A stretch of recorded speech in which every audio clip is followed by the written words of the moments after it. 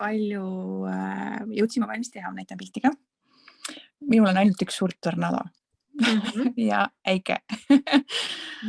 ja kui ma hakkasin siis selle peale mõtlema, et mida see minu jaoks siis tähendab, et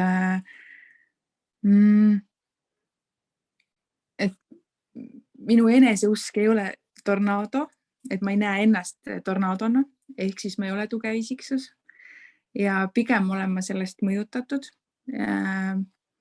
Ja ma ei ole sinna joonistanud ühtegi pelgupaika, ma isegi tulnud selle peale. See tähendab seda järelikult, et ma ei tunne, et mul oleks ühtegi pelgupaika tornado eest.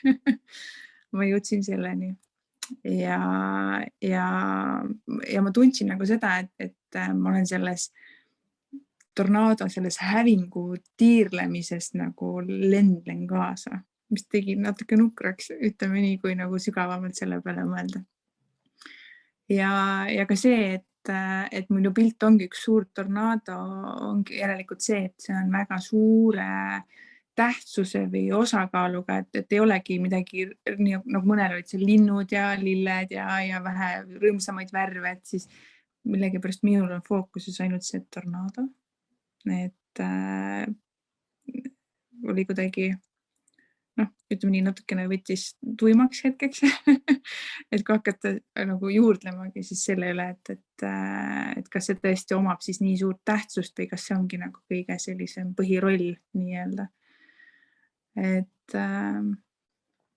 Ja siis õppisingi sellest, et ma vajan iseenda jaoks pelgupaika ja et leida endas tugevust, et ma ei tiirleks kaasa nende võib-olla siis probleemide või hävingutega nii-öelda, kui tekib mingisuguseid keerulisemaid olukordi või hetki.